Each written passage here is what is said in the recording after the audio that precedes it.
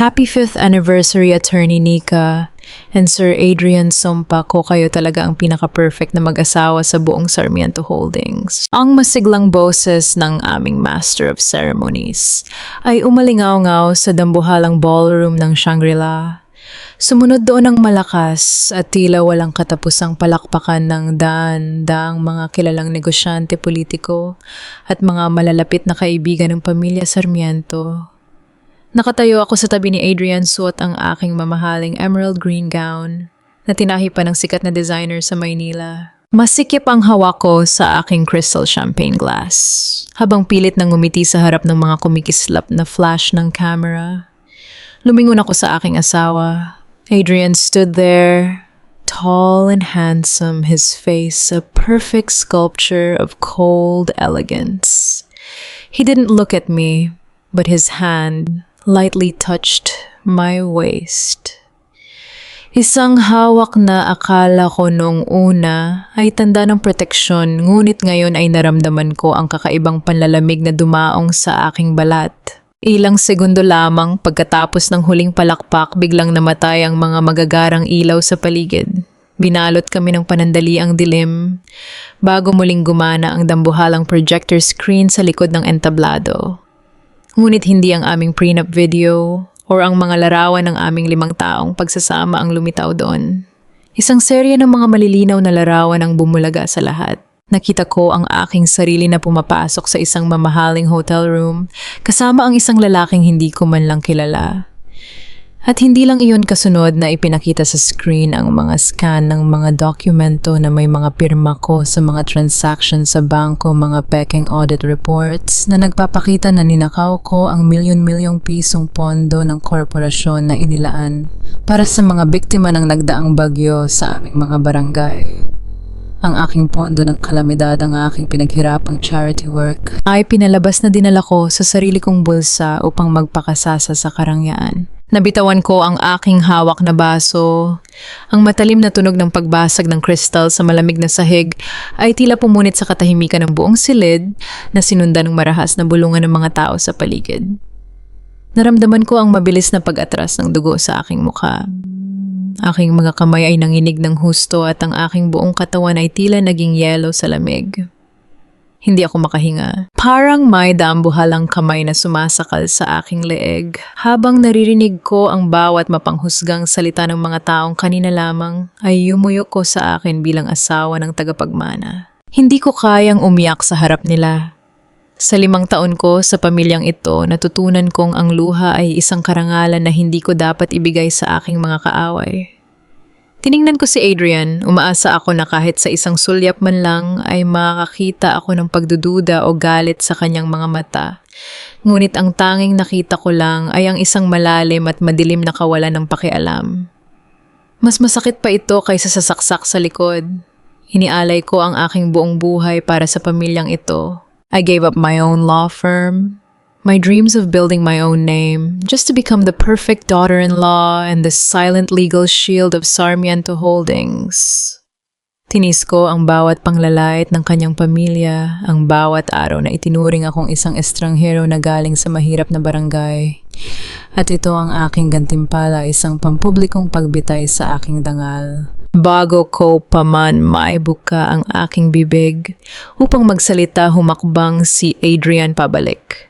Inabot ng kanyang sekretarya ang isang mamahaling fountain pen at isang folder.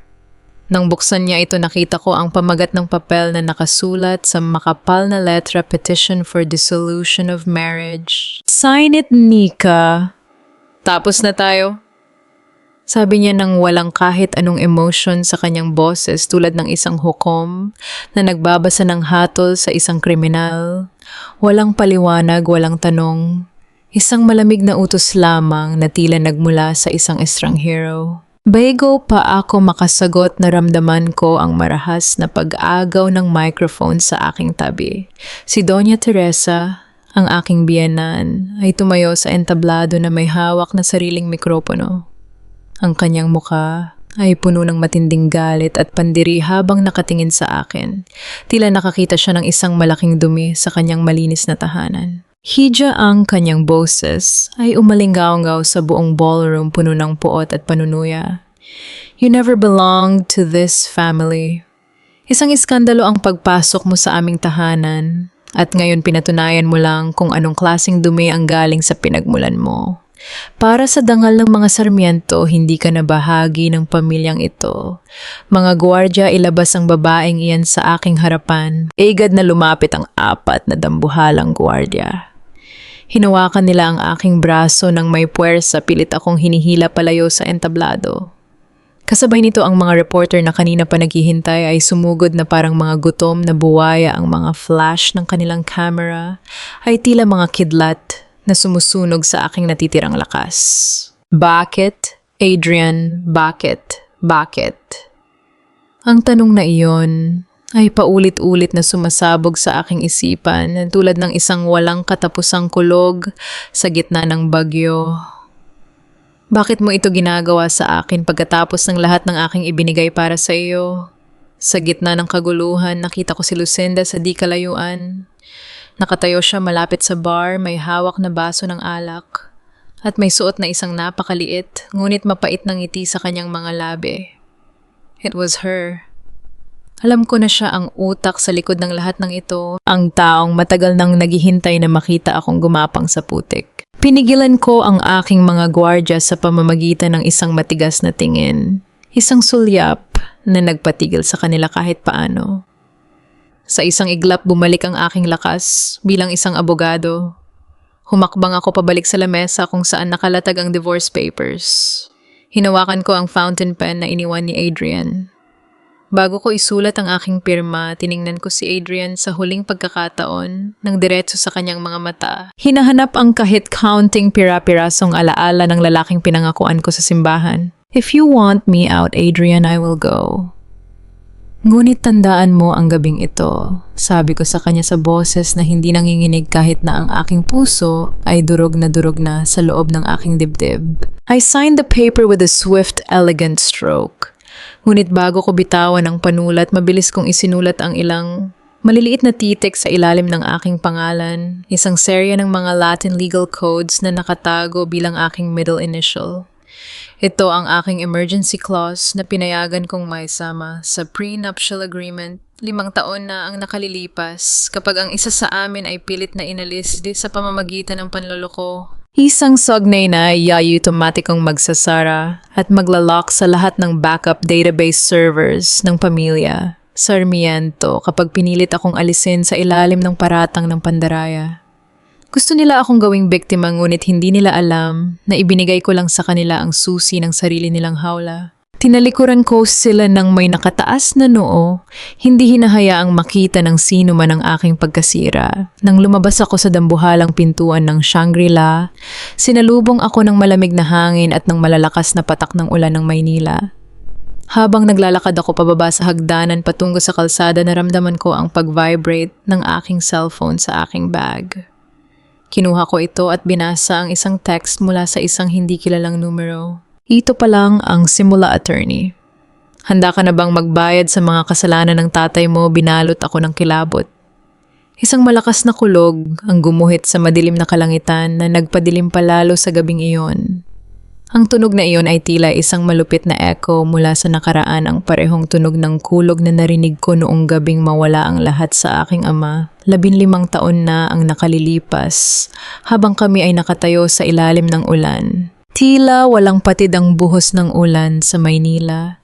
Parang ang walang katapusang chismis na unti-unting sumisira sa aking pangalan sa social media. Kailangan kong magtago. Hindi ako pwedeng bumalik sa penthouse na dating ibinahagi namin ni Adrian. Bawat sulok doon ay magpapaalala lamang sa akin ng kanyang panlalamig. Nahanap ko ang aking sarili na nakaupo sa isang lumang bangkong kahoy sa ilalim ng kalawanging bubong ng isang maliit na sari-sari store sa dati kong barangay. Ito ang parehong komunidad kung saan ako lumaki bago ko narating ang tugatog ng aking karera bilang isang abogado bago ko nakilala si Adrian. Sinubukan kong takpan ang aking mukha gamit ang isang basang pashmina, ngunit ang matatalim na bulungan ng aking mga dating kapitbahay ay tila may sariling pakpak na hindi ko matakasan. Sumpa ko si Attorney Nika talaga iyan. Ang boses ni Aling Graciela ay narinig ko mula sa aking likuran habang nag-aabot ng barya sa tindera. Siya ang pinakasikat na tsismosa sa aming barangay, ang taong kayang magpalaki ng kahit anong maliit na kwento. Sabi sa balita sa telebisyon, nakipagtalik daw siya sa ibang lalaki at ninakaw pa ang pondo ng korporasyon na para sa mga biktima ng bagyo. Napakawalang hiya naman niya matapos siyang alagaan at bigyan ng marangyang buhay ng mga Sarmiento. Ganyan pa ang igaganti niya. Napakapit ako ng mahigpit sa strap ng aking luma at basang backpack. Ang bawat salita nila ay tila mga karayom na direktang tumutusok sa aking dibdib. Ganyan kabilis ang mundo. Noong nakaraang buwan ako ang sikat na abogado na nag-uwi ng karangalan sa barangay dahil sa pagtulong sa mga mahihirap sa kanilang mga kaso. Ngayong gabi ako na ang sakim na kriminal, ang walang utang na loob na asawa na nagtaksil sa kanyang pamilya.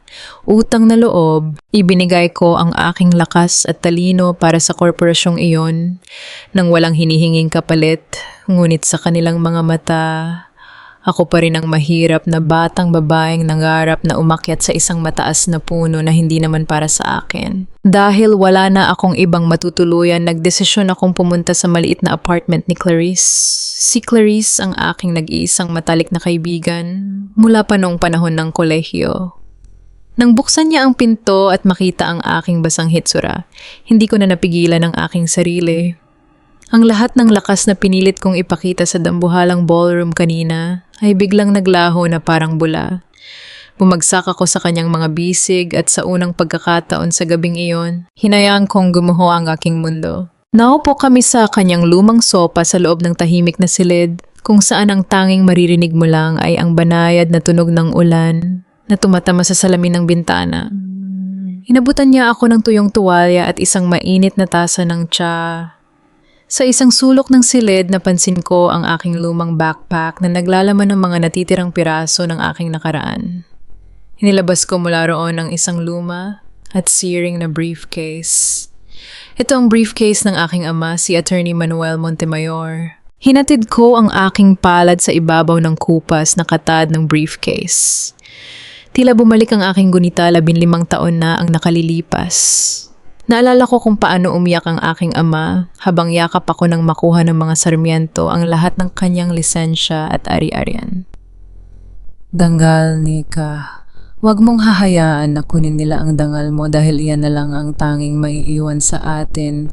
Ang mga huling salita niya bago siya bawian ng buhay dahil sa labis na depression. Nabalik lamang ang aking diwa nang hawakan ni Clarice ang aking nanginginig na balikat. Ngayong gabi naramdaman ko ang parehong bigat na dinala ng aking ama. Umiyak ako ng tahimik habang hinahayaan kong humalo ang aking mga luha sa alikabok ng lumang briefcase. Hindi ako umiiyak dahil nawala si Adrian. Umiiyak ako dahil pakiramdam ko ay binigo ko ang aking ama. Pakiramdam ko ay muling nagaganap ang parehong kawalan ng katarungan at wala akong sapat na lakas upang pigilan ito. Huwag kang mag-alala, Nika, pabulong na sabi ni Clarice habang dahan-dahang hinahaplos ang aking likod. Nandito ako. Hinding-hindi kita iiwan sa labang ito. We will fight this together. Sige na, magpahinga ka muna. Nakahinga ako ng maluwag dahil sa kanyang mga salita. Dahil sa matinding tiwala, kinuha ko ang aking portable hard drive mula sa lihim na bulsa ng aking bag. Ito ang naglalaman ng lahat ng ebidensya ng korupsyon at pagnanakaw ni Lucinda sa pondo ng kalamidad na dahan-dahan kong kinalap sa nakalipas na 2 taon habang ako ay nagtatrabaho sa korporasyon. Ito ang aking huling alas, ang aking tanging paraan upang linisin ang aking pangalan at ang pangalan ng aking ama. Nilapag ko ang pilak na hard drive sa ibabaw ng maliit na lameses sa harap namin. Ito ang magliligtas sa atin, Clarice. Lahat ng ebidensya laban kay Lucinda ay nandito. Kailangan ko muna itong iwan sa'yo habang inaayos ko ang aking pansamantalang suspension sa komite ng mga abogado. Dito muna ito pakiusap ko sa kanya. Muling lumapit si Clarice at niyakap ako ng mahigpit. Paulit-ulit na bumubulong ng mga pangako na poprotektahan niya ako at ang aking mga sikreto.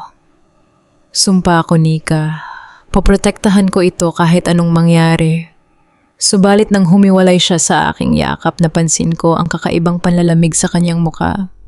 Ang kanyang mga mata ay hindi nakatingin sa akin, kundi dahan-dahang bumaba at dinala ang kanyang paningin sa ibabaw ng lamesa. Nakatitig ng may matinding pagnanasa at pag-aalinlangan sa pilak na hard drive, na tila ba ito ang pinakamahalagang bagay sa buong mundo na may kakayahang magbago ng kanyang buong kapalaran. Hindi ko akalain na ang pilak na hard drive na iyon ang magiging mitsa ng tuluyang pagbagsak ng aking lisensya bilang isang abogado. Nakatayo ako sa harap ng Disciplinary Committee ng Integrated Bar of the Philippines. Ang mga miyembro ng lupon ay nakatingin sa akin gamit ang kanilang mga matatalim at malamig na mata. Inilapag ng chairman sa aking tapat ang mga photocopy ng mga eksaktong file na nakaimbak sa aking hard drive. Mga file na dapat sana ay aking sandata laban kay Lucinda.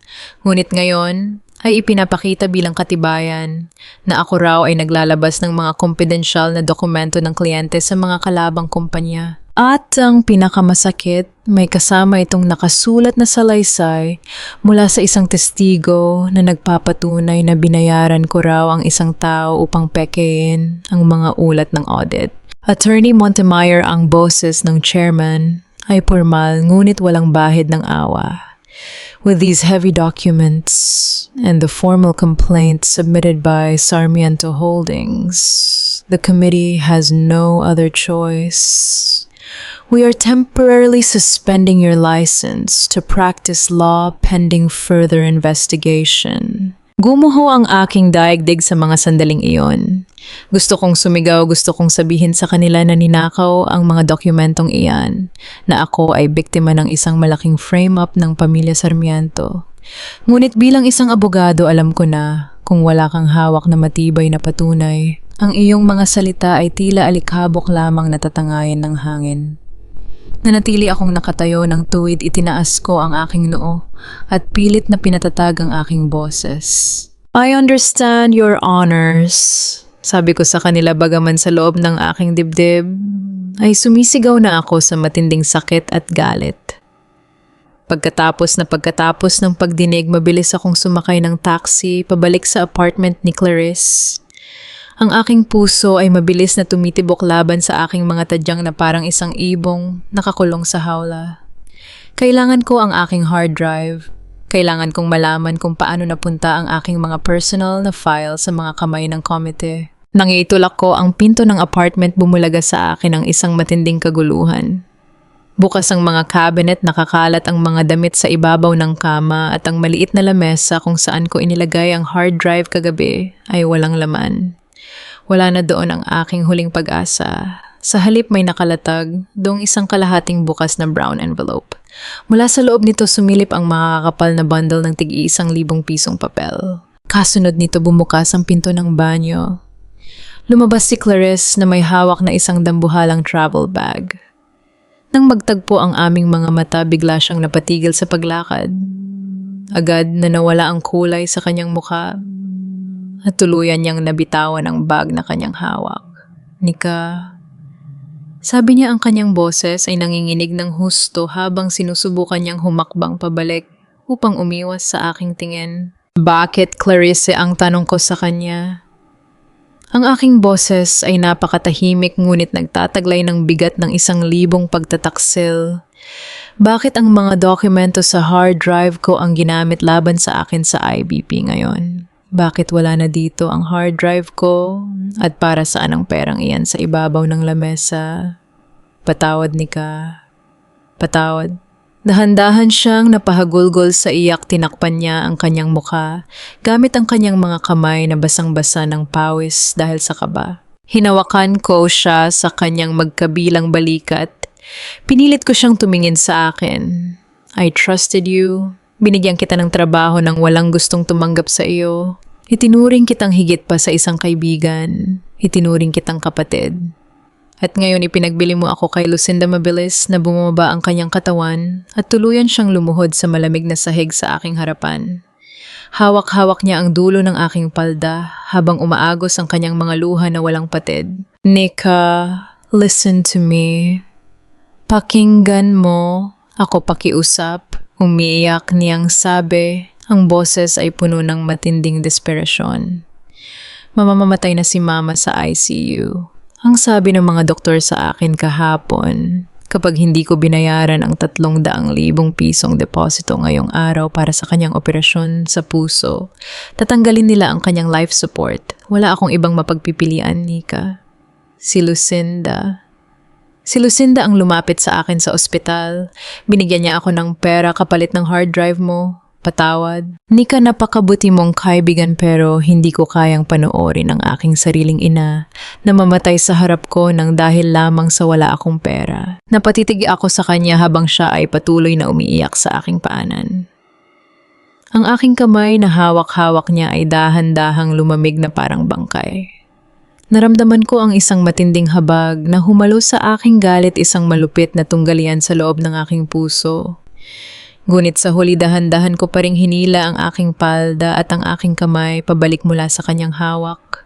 Hindi ko kayang yakapin ang taong sumaksak sa aking likod kahit na ang kanyang kutsilyo ay ginawa mula sa pagmamahal sa kanyang ina. Hiniwaan ko si Clarice na nakaluhod sa malamig na semento kasabay ng tunog ng makina ng ospital na aking narinig mula sa kanyang telepono na tila bumibilang sa natitirang sandali ng buhay ng kanyang ina. Naglakad ako ng walang patutunguhan sa ilalim ng ambon ng Maynila. Hinahayaang tangayin ng aking mga paa, ang aking pagod na katawan hanggang sa marating ko ang Baclaran Church.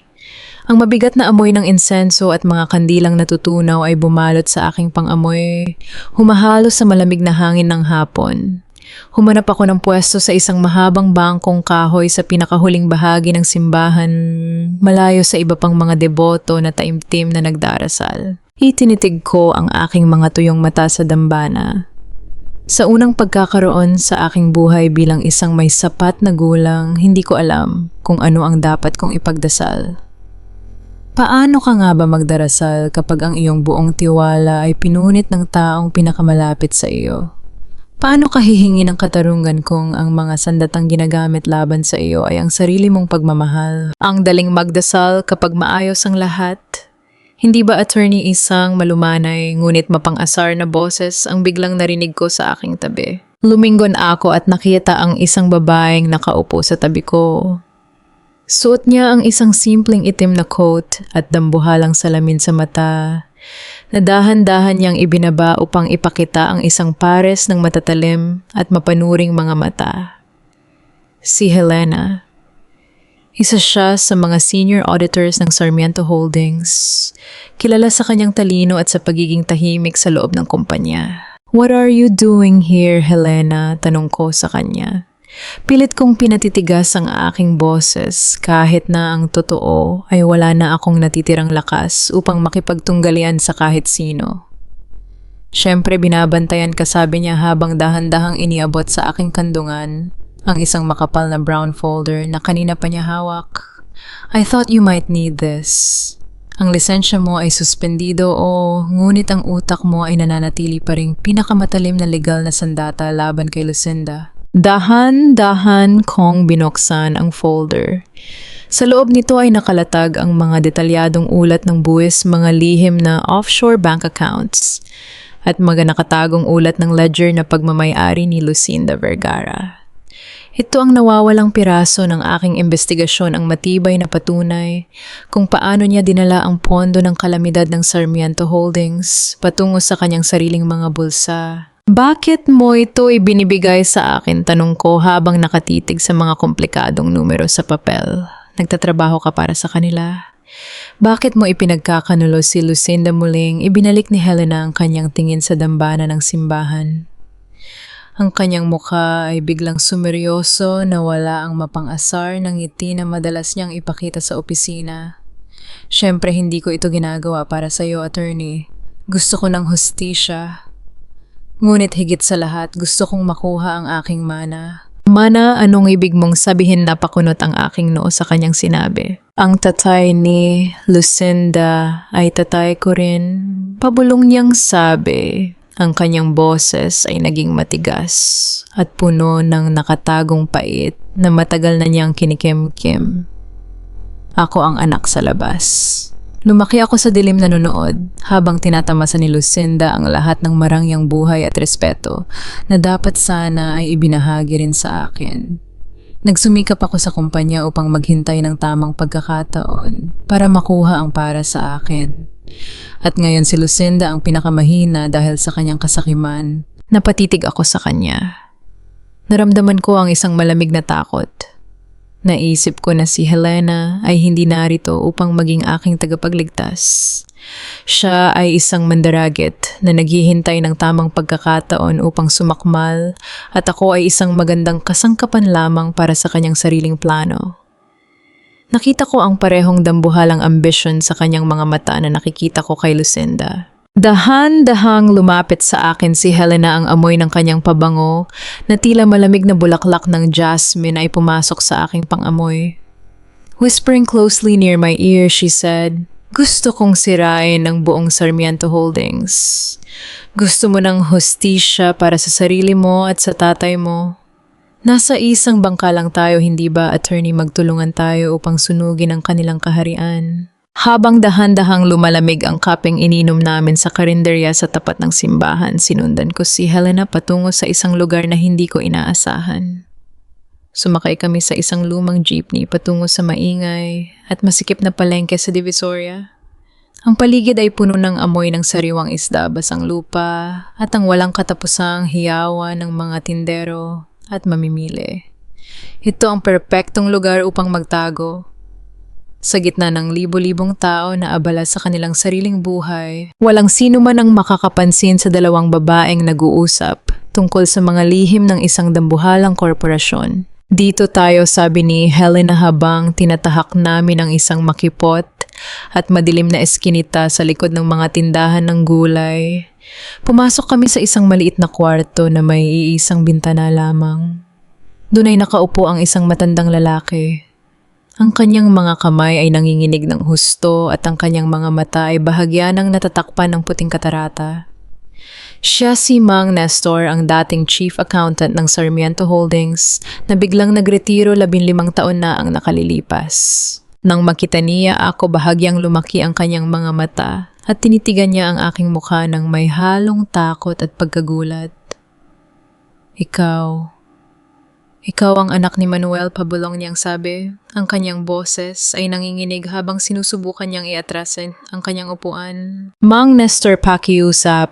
Sabihin niyo sa akin ang totoo. Ano ang tunay na nangyari sa aking ama 15 taon na ang nakalilipas?" Tanong ko sa kanya habang dahan-dahan akong lumuhod sa kanyang harap.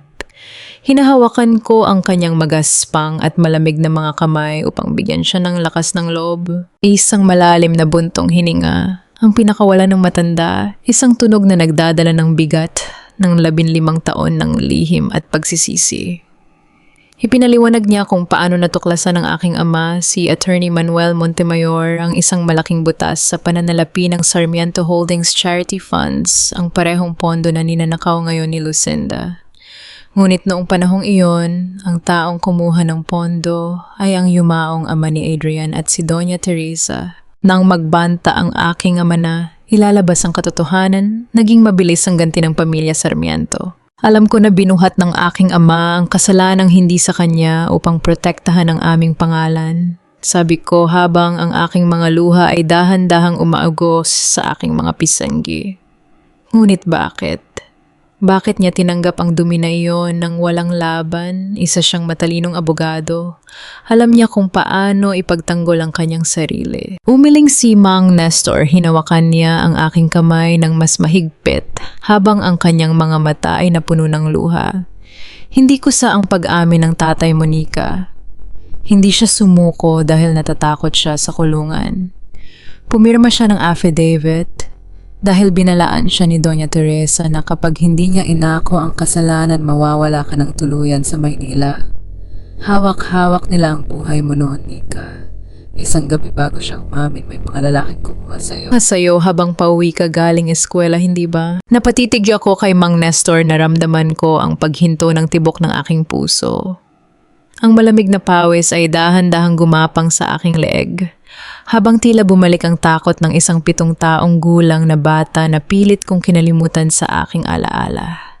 Ang gabi kung kailan ako nawala ng ilang oras bago ako natagpuan ng aking ama na nakaupo sa isang madilim at masukal na eskinita umiiyak at nanginginig sa takot. Sa buong buhay ko akala ko ay naligaw lamang ako habang naglalaro.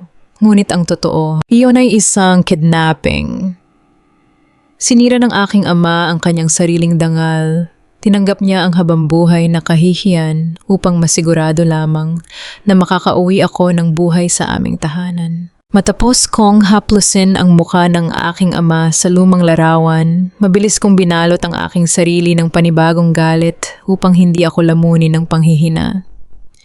Ngunit sa mundong ito na binuo ng mga Sarmiento ang bawat kakampi ay tila may kani-kaniyang lihim na naghihintay lamang ng tamang panahon upang sumabog. Hindi ako mapakali sa aking higaan ng gabing iyon.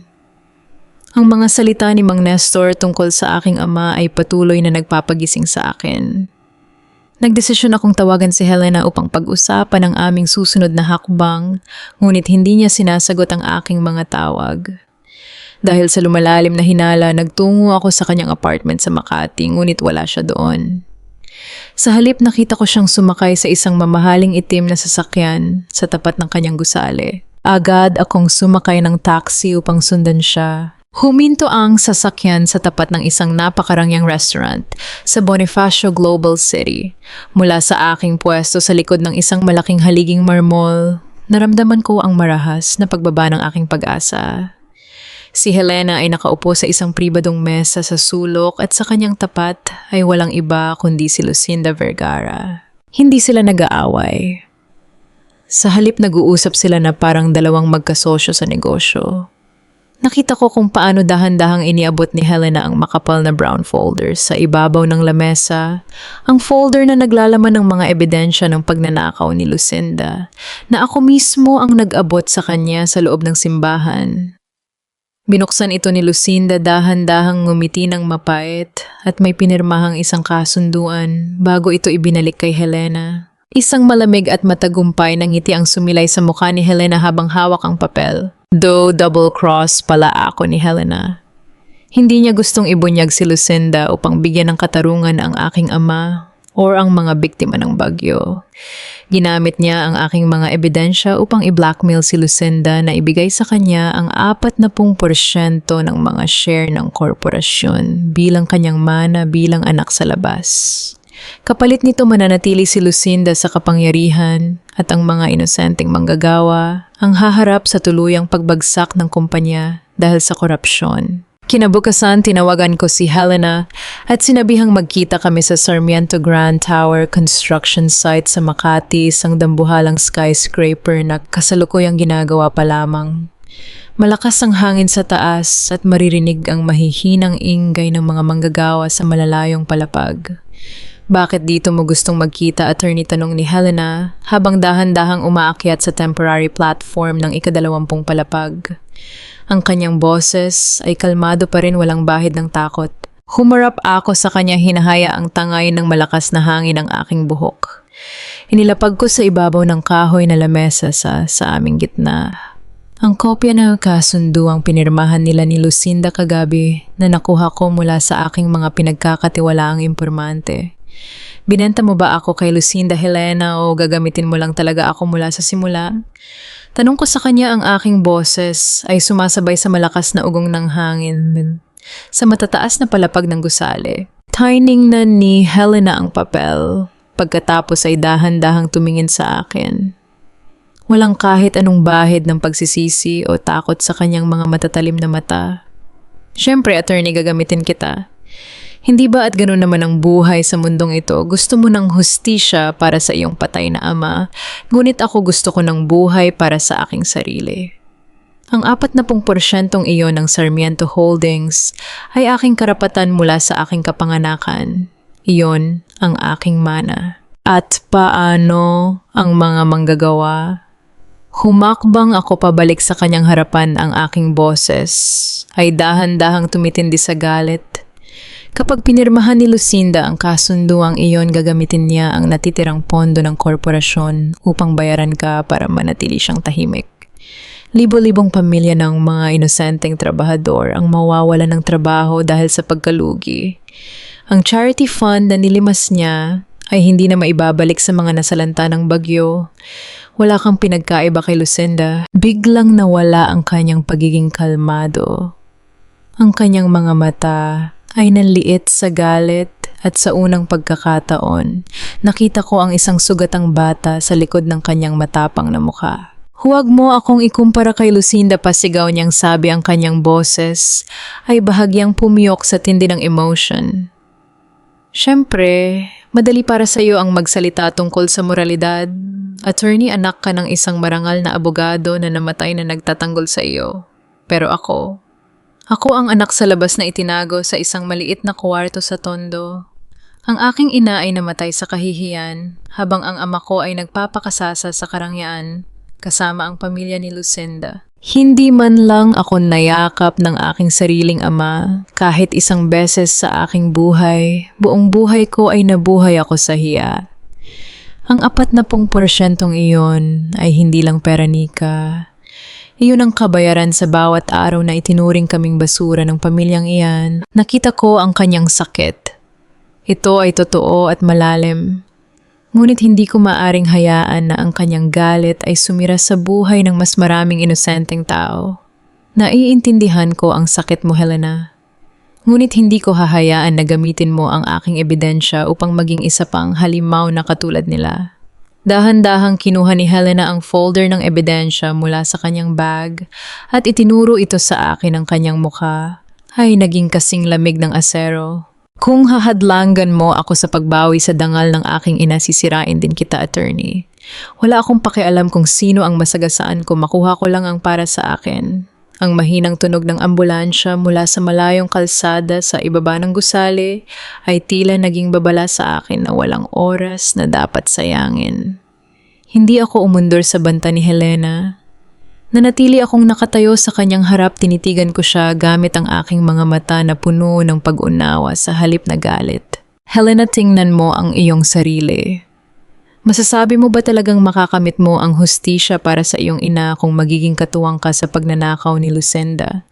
Kapag nakuha mo ang 40% iyon sa pamamagitan ng blackmail, habang buhay ka pa ring nakatali sa dilim.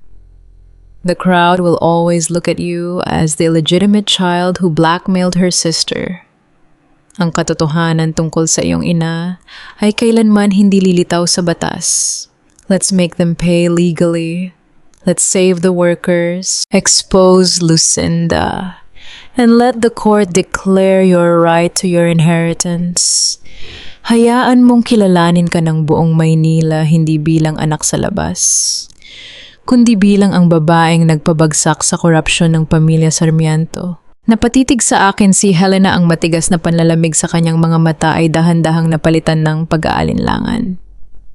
Ang kanyang nanginginig na kamay na may hawak ng folder ay dahan-dahan niyang ibinaba sa kanyang tabi. Siyempre, napakadali mong sabihin yan, attorney. Pero paano kung mabigo tayo sa harap ng korte? Paano kung sa huli ay mawala rin ang natitirang sa akin?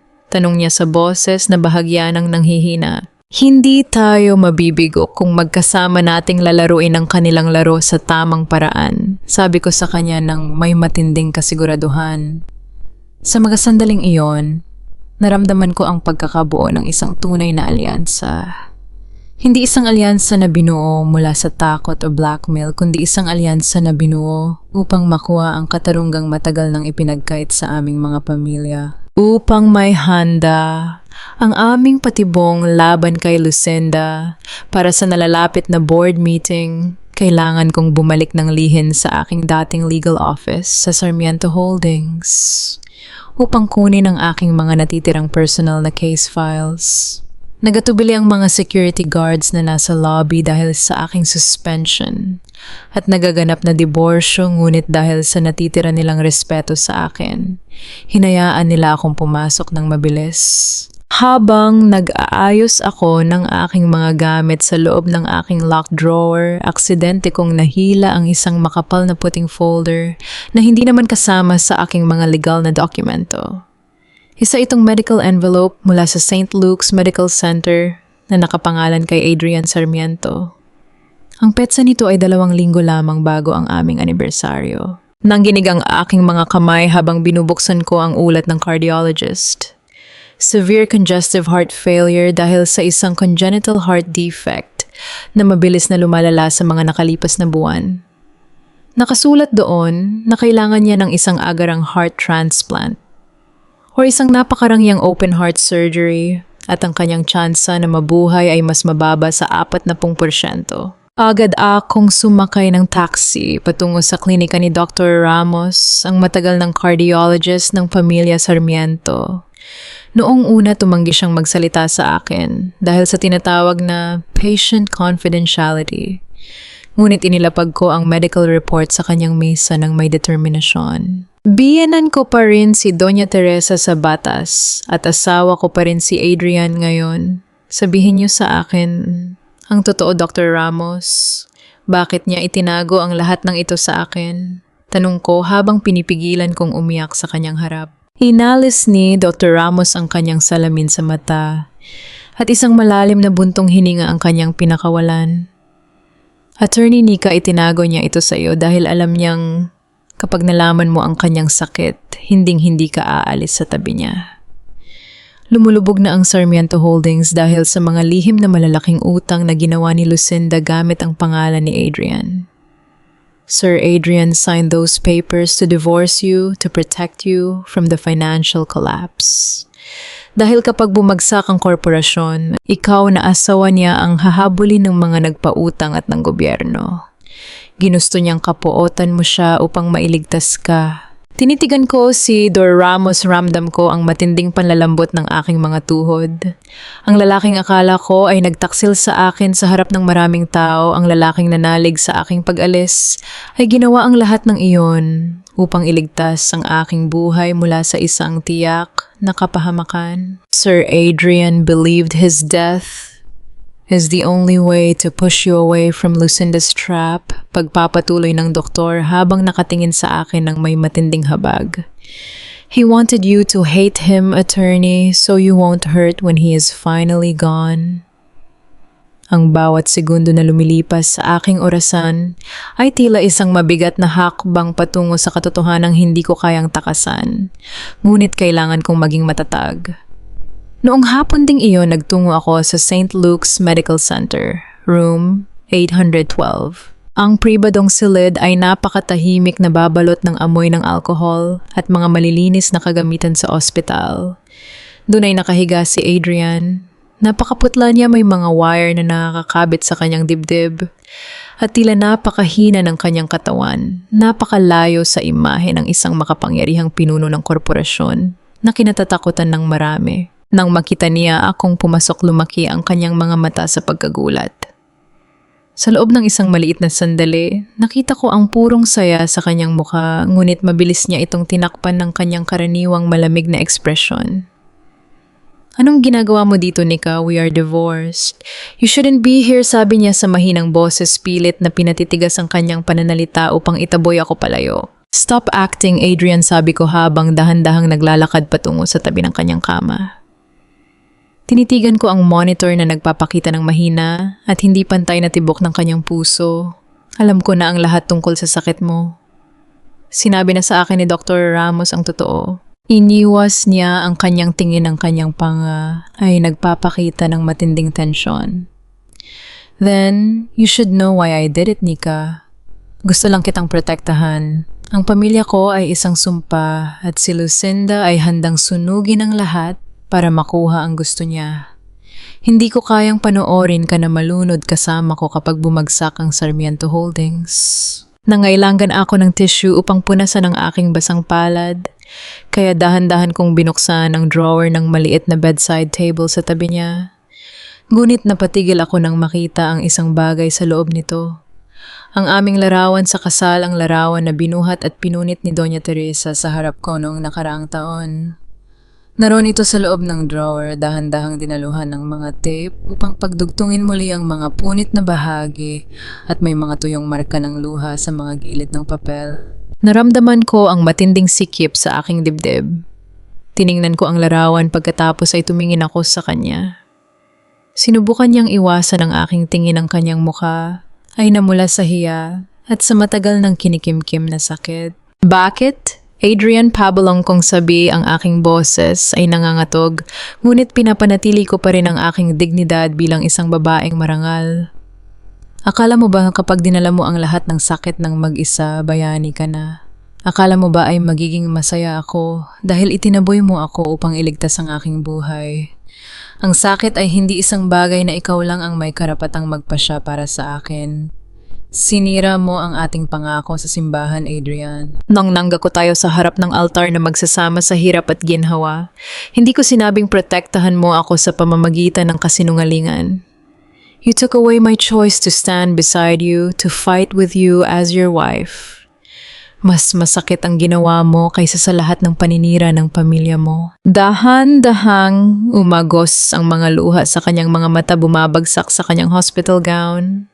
I was scared, Nika. I am dying.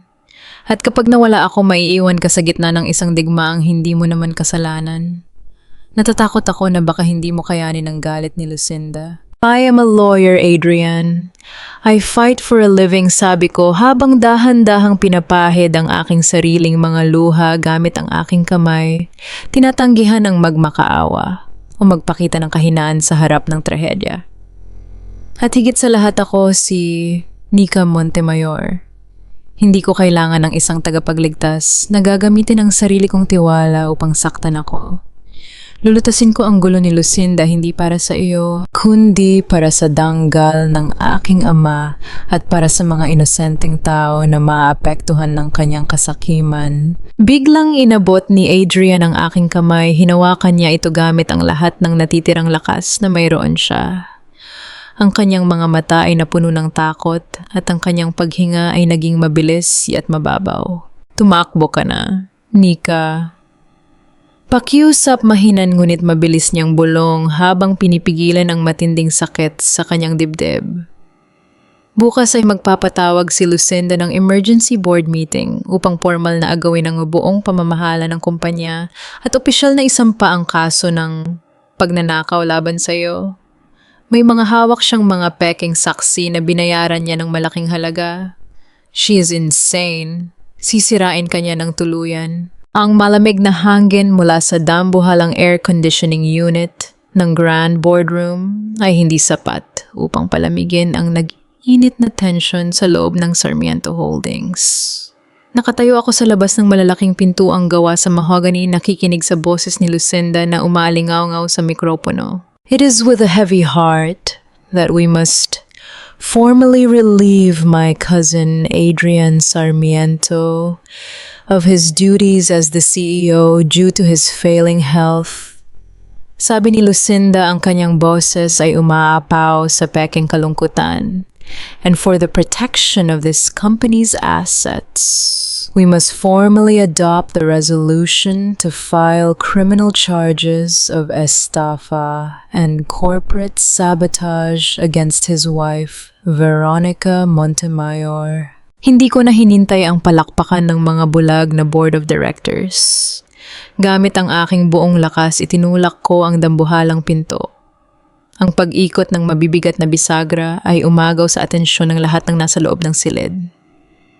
Napatigil si Lucinda sa gitna ng entablado, ang kanyang matagumpay na ngiti ay biglang naniga sa kanyang labi. Sa unahan ng mahabang lamesa, nakita ko si Doña Teresa na nakaupo ng tuwid, ang kanyang mukha ay nagpapakita ng matinding pagkabigla at galit. What is the meaning of this sigaw ni Lucinda? Itinuturo ako ng kanyang nanginginig na daliri. Guards, palabasin niyo ang babaeng yan. Wala na siyang karapatan sa gusaling ito. Humakbang ako, papasok, ang tunog ng aking mga takong sa makintab na marmol ay nag-iisang sumira sa katahimikan ng silid. You can call all the guards you want, Lucinda, ngunit hindi mo maaring isara ang pinto sa katotohanan. Bilang asawa ni Adrian Sarmiento, may karapatan pa rin ako sa upuang iyan. At bilang isang abogado narito ako upang ipagtanggol ang aking sarili at ang mga taong ninakawan mo. Isang mapanuyang tawa ang pinakawalan ni Lucinda. A suspended lawyer, anong ipinaglalaban mo, Nika? The evidence is airtight. Ikaw ang nagnakaw ng pondo ng mga biktima ng bagyo. Hindi ako sumagot, sa halip ay lumingon ako sa pintuan. Dahan-dahang pumasok si Clarice. Ang kanyang muka ay namumutla, ang kanyang mga mata ay namamaga mula sa walang tigil na pag-iyak, ngunit may determinasyon sa kanyang mga hakbang. Nang makita siya ni Lucinda, nakita ko ang mabilis na pagguhit ng kaba sa mukha ng aking kaaway. Iyan ba ang iyong testigo?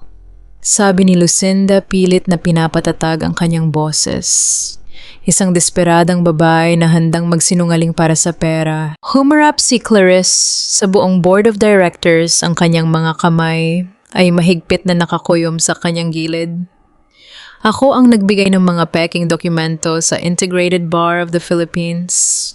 Sabi ni Clarice, boses na nanginginig ngunit malinaw na umabot sa bawat sulok ng silid. Binayaran ako ni Miss Lucinda Vergara ng 300,000 piso para nakawin ang hard drive ni Attorney Nika dahil kailangan ko ng pera para sa operasyon ng aking ina. Ngunit kahapon nalaman ko ang totoo. Narinig ko mismo sa kanyang sekretarya na pagkatapos kong tumistigo laban kay Nika, ako ang gagawin nilang susunod na scapegoat. Ako ang ipapakulong nila para sa pamemeke ng mga pirma. Nagsimulang magbulungan ng mga miyembro ng board. Namula ang mukha ni Lucinda sa matinding galit. This is absurd lies. Wala siyang ebidensya.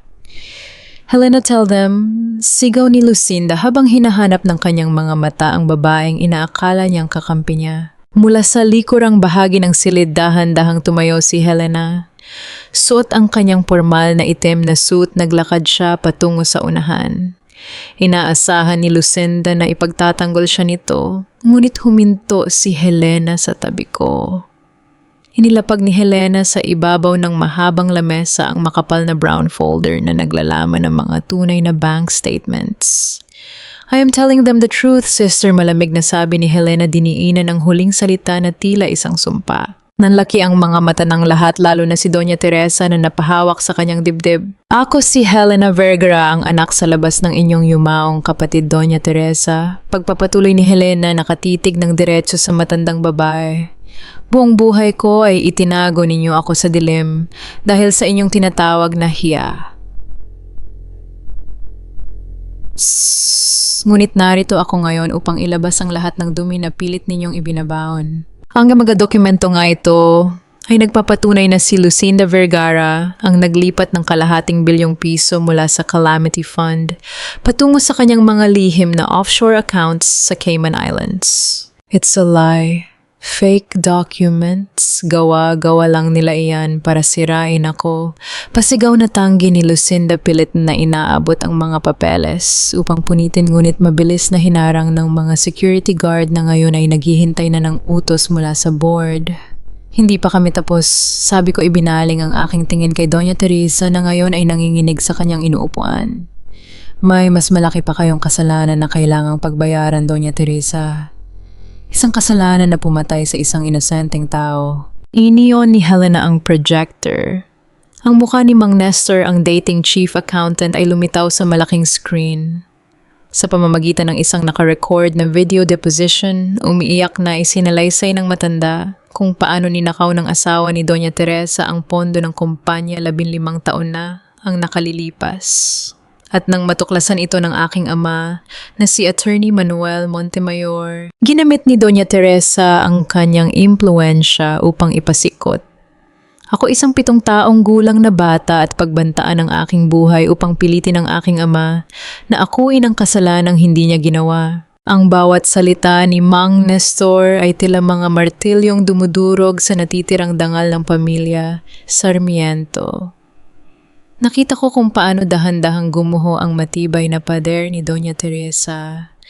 Ang babaeng nagpahirap sa akin sa loob ng 5 taon. Ang babaeng itinuring akong dumi dahil sa aking kahirapan ay unti-unting nawalan ng kulay. Bumagsak ang mga tuhod ni Doña Teresa sa malamig na sahig.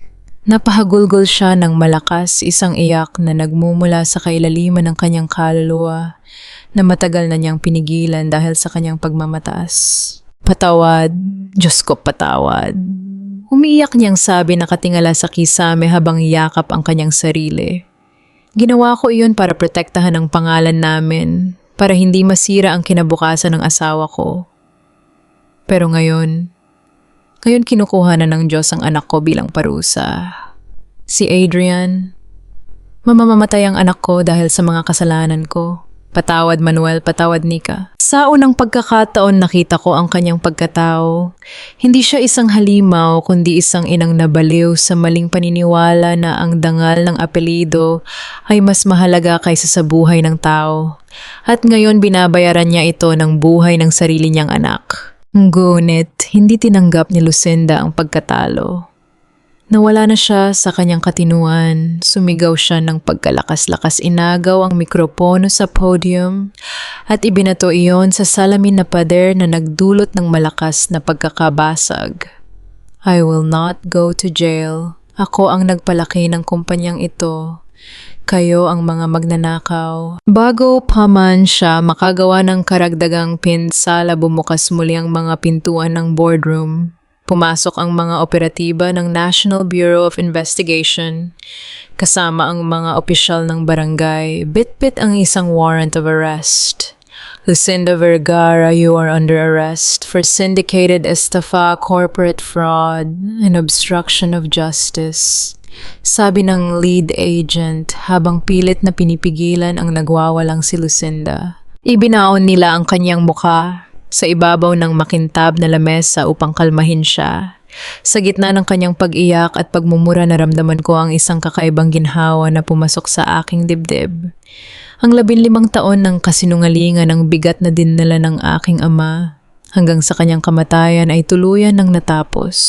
Dahan-dahan kong nilingon ang nangyayari sa aking harapan. Ang malamig na bakal ng posas ay mabilis na ikinabit sa mga pulso ni Lucinda, kumikislap sa ilalim ng matalim na puting ilaw ng silid, isang tahimik na saksi sa pagbabalik ng hustisyang matagal nang ipinagkait. Ang matalim na liwanag ng mga kamera mula sa mga mamamahayag ay walang tigil na kumikislap sa labas ng gusali ng Sarmiento Holdings. Nakatayo ako sa gilid ng malaking glass window, pinapanood kung paano kaladkarin ng mga ahente ng NBI si Lucinda papasok sa sasakyan ng pulisya. Yung kanyang mga sigaw na puno ng pagbabanta at pagmumura ay unti-unting nilunod ng ingay ng mga taong nagkukumpulan sa kalsada. Ang babaeng dati ay tinitingala bilang isang diyosa ng karangyaan ngayon ay nakayuko. Pilit tinatakpan ang kanyang mukha gamit ang kanyang mga pusadong kamay. Wala na ang kanyang matataas na takong, wala na ang kanyang peking ngiti. Sa isang iglap ang kanyang kayabangan ay kinain ang sarili niyang kasakiman. Kinabukasan ang lahat ng pangunahing pahayagan at news channels sa Maynila ay may iisang laman. Formal nang binawi ng komite ng mga abogado ang aking suspension. Ngunit ang pinakamahalaga sa akin ay ang headline na nasa unang pahina ng pambansang dyaryo. Ang pagbawi sa dangal ni Attorney Manuel Montemayor, ang inosenteng biktima ng Sarmiento Holdings 15 taon na ang nakalipas. Dinala ko ang dyaryong iyon sa sementeryo. Sa harap ng malamig na lapida ng aking ama, inilapag ko ang papel at dahan-dahang hinaplos ang ukit ng kanyang pangalan. Umiyak ako hindi dahil sa lungkot kundi dahil sa matinding gaan na nararamdaman ng aking dibdib. Wala na ang anino ng kahihiyan, malaya na kami, ngunit may isa pa akong utang na kailangang tapusin. Sa labas ng intensive care unit ng isang pampublikong ospital nakita ko si Clarice. Nakaupo siya sa isang malamig na upuang bakal, ang kanyang mga mata ay walang buhay na nakatitig sa sahig. Nang maramdaman niya ang aking presensya, dahan-dahan siyang nag-angat ng tingin. Mabilis na nangilid ang kanyang mga luha at agad siyang tumayo. Inabot ko sa kanya ang isang maliit na puting sobre. Nanginginig ang kanyang mga daliri nang buksan niya ito. Sa loob ay ang opisyal na resibo mula sa cashier ng ospital na nagpapatunay na bayad na ng buo ang operasyon ng kanyang ina, kasama ang sapat na pondo para sa mga gamot nito sa susunod na 6 na buwan. Nika, pabulong niyang sabi, ang kanyang boses ay basag at hirap na hirap ilabas ang mga salita. Bakit pagkatapos ng lahat ng ginawa ko sa iyo? Pagkatapos kitang ipagpalit sa pera ni Lucinda? Bakit mo pa rin ginawa ito? Tinitigan ko ang kanyang namamagang mga mata. Nakita ko ang babaeng kasama kong kumain ng murang pansit noong nag-aaral pa kami, ang kaibigang nag-alaga sa akin noong ako ay may sakit. Pinatawad na kita, Clarice, sabi ko sa isang malumanay. ngunit matatag na boses. Binayaran ko ang operasyon ng iyong ina dahil alam ko kung gaano kasakit ang mawala ng magulang. Ayokong maranasan mo ang pait na naramdaman ko noong mamatay ang aking ama. Ngunit ito na ang huling beses na magkikita tayo. Maaari kitang patawarin bilang isang tao pero hindi na natin kailanman maibabalik ang tiwala na iyong sinira. Bumagsak muli ang kanyang mga luha at paulit-ulit siyang humingi ng tawad habang nakayuko, ngunit dahan-dahan na akong tumalikod at naglakad palayo. Ang pagpapatawad ay hindi laging nangangahulugan ng pagbabalik sa nakaraan. Minsan, ang pagpapatawad ay ang pagputol ng ugnayan upang pareho na kayong makapagpatuloy sa buhay. Pagdating ko sa St. Luke's Medical Center, tahimik ang buong pasilyo ng VIP wing. Matagumpay ang operasyon ni Adrian. Ayon kay Dr. Ramos, ang kanyang bagong puso ay maayos na tumutugon sa kanyang katawan. Bago ako pumasok sa kanyang silid, sinalubong ako ni Doña Teresa. Wala na ang kanyang mga mamahaling alahas at ang kanyang mapagmataas na tindig. Ang kanyang mga mata ay malalim at ang kanyang buhok ay hindi na kasing ayos ng dati. Ni kanangging ginig niyang tawag sa aking pangalan. Hinihintay ka ni Adrian. Pakiusap, Hija. Bumalik ka na sa amin. Kalimutan na natin ang lahat ng gulo. Ikaw ang nagligtas sa kumpanya, ikaw ang nagligtas sa anak ko. Bukas ang pinto ng Sarmiento Mansion para sa iyo. Ibibigay ko sa iyo ang lahat ng kapangyarihan na gusto mo. Tiningnan ko ang matandang babae na sumira sa buhay ng aking ama. Sa kanyang mga mata nakita ko ang totoong pagsisisi, ngunit nakita ko rin ang parehong pag-uugali na naniniwalang ang lahat ng bagay ay madadaan sa pera at kapangyarihan. Salamat sa inyong alok, Doña Teresa. Sagot ko, pinapanatili ang formalidad at respeto sa aking boses na kahit kailan ay hindi niya ibinigay sa akin. Ngunit tinulungan ko ang Sarmiento para sa libo-libong inosenteng manggagawa na mawawalan ng hanap buhay at para sa hustisya ng aking ama. Hindi ko ginawa iyon para muling maging bahagi ng inyong pamilya. Hindi ko kailangan ng kapangyarihan sa inyong palasyo. Ang tanging kailangan ko ay ang aking kalayaan. Iniwan ko siyang nakatayo doon, tulalang pinapanood ang aking paglayo. Pumasok ako sa madilim na silid ni Adrian. Natutulog siya nang mahimbing ang tunog ng heart monitor ay nagpapakita ng isang malakas at pantay na ritmo. Nilapitan ko ang kanyang kama at tinitigan ang kanyang payapang muka. Minahal ko ang lalaking ito ng buong puso at marahil mahal din niya ako sa kanyang sariling paraan. Ngunit ang pag-ibig na nagkukubli ng katotohanan ay isang laso na dahan-dahang papatay sa dalawang tao. Dahan-dahan kong hinubad ang diamanteng singsing mula sa aking daliri. Inilapag ko ito sa ibabaw ng maliit na lameses sa tabi ng kanyang hinihigaan. Kumuha ako ng isang pirasong papel at isinulat ang mga huling salita na nais kong iwan sa kanya. Magpagaling ka, Adrian. Binigyan ka ng Diyos ng bagong puso, sana ay gamitin mo ito upang mabuhay ng may katotohanan at walang itinatago. Magkikita tayo muli sa araw na natutunan na nating igalang ang mga pagpili at karapatan ng isa't isa. Hanggang sa muli. Lumabas ako ng ospital at sinalubong ang mainit na sikat ng araw ng Maynila. Isang mahabang malalim na hininga ang aking pinakawalan. Sa unang pagkakataon sa loob ng 5 taon, naramdaman kong akin muli ang sarili kong buhay. Wala nang mga kasinungalingan, wala nang mga mapanirang pamilya, at wala nang pagbabalat kayo. Habang naglalakad ako sa kalsada dala ang aking lumang briefcase, narinig ko ang alingaw-ngaw ng matunog at masayang kampana ng isang simbahan sa di kalayuan, pumapunit sa katahimikan ng umaga at nag-aanyaya ng isang bagong simula.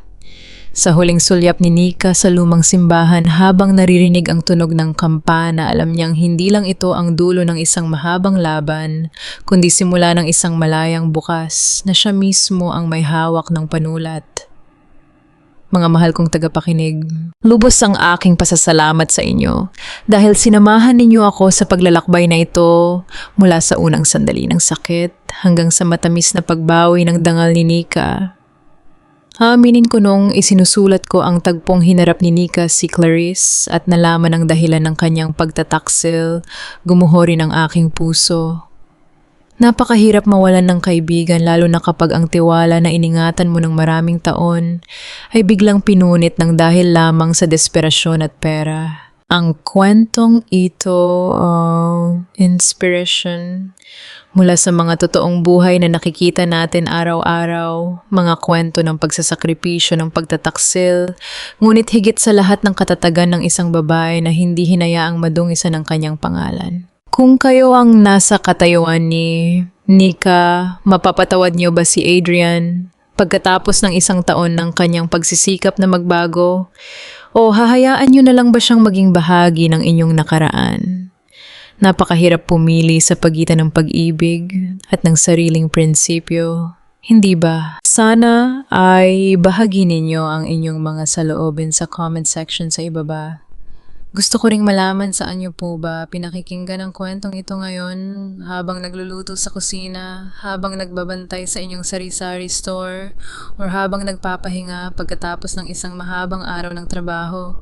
Huwag niyo sanang kalimutang i-like at i-share ang video na ito para mas marami pa tayong puso na maabot at mabigyan ng lakas. Naway manatili kayong ligtas matatag at palaging may tiwala sa inyong sarili, anuman ang bagyong dumaan sa inyong buhay.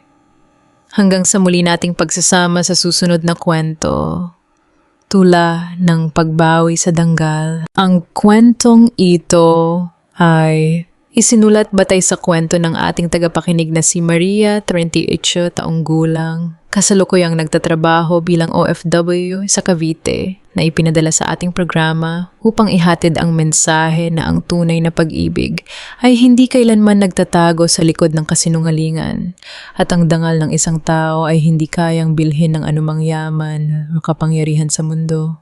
Paalala ang lahat ng mga tauhan at sitwasyon sa kwentong ito ay isinulat muli bilang peksyon at hindi layuning manira o umatake ng sino man ang kwento ay binuo para sa layuning aliwin at maghatid ng positibong mensahe.